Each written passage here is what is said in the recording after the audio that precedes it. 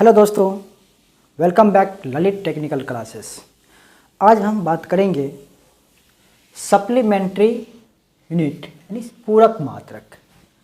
पूरक मात्रक क्या होते हैं? हमने इससे पहले वीडियो में पढ़े थे फंडामेंटल मात्रक, मूल मात्रक और एक होते हैं पूरक मात्रक। मूल मात्रक में ही पूरक मात्रक आते हैं।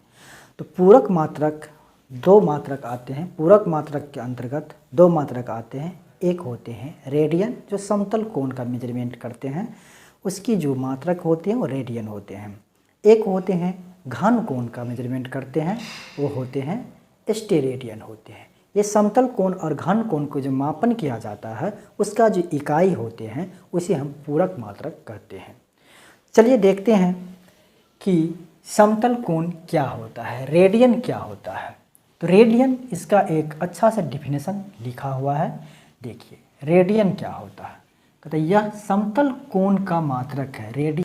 नेक्स्ट कहते हैं कि रेडियन कैसे बनता है। तो एक रेडियन किसी वृत्त के केंद्र पर उस चाप के द्वारा अंतरित कोण है जिसकी लंबाई वृत्त के त्रिज्या के बराबर हो।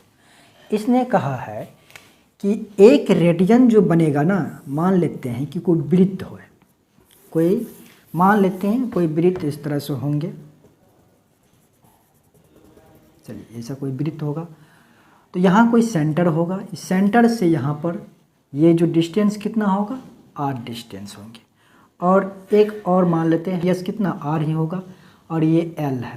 तो कहता है ये जब यहाँ पर ये थीटा कोण एक रेडियन तब कहलाएगा जब ये चाप और त्रिज्या, जितना बड़ा त्रिज्या है उतना बड़ा अगर चाप काटते हैं तो ये जो थीटा कोण होगा एक रेडियन के बराबर। स्वाभाविक है, अगर हम यहाँ से इस एंगल का डिफिनेशन से इसका एक फार्मूला बनाए तो चाप की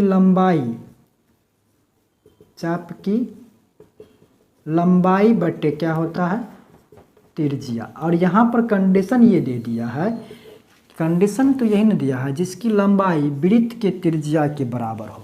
इसकी लंबाई जो है ना, चाप की लंबाई इस वृत्त के त्रिज्या के बराबर हो, यानी L = R जब हो जाएगा तो इस कंडीशन में ये थीटा कितना हो जाएंगे, ये थीटा एक रेडियन के बराबर हो जाएगा। दैट मीन्स थीटा = तो लिख सकते हैं L/R। यही होता है एक रेडियन, L/R रेडियन। तो आप समझ गए होंगे कि स्टेरेडियन। स्टेरेडियन क्या होता है? तो एक स्टेरेडियन वो ठोस कोण है जो उस पृष्ठ के द्वारा किसी गोले के केंद्र पर बनता है जिसका क्षेत्रफल गोले की त्रिज्या के वर्ग के बराबर हो।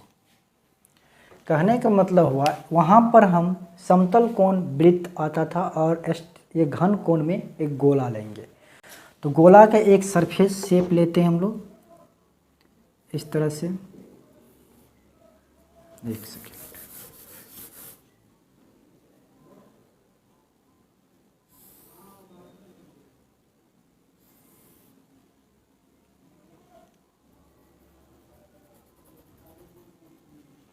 ये गोला का मान लेते हैं एरिया है।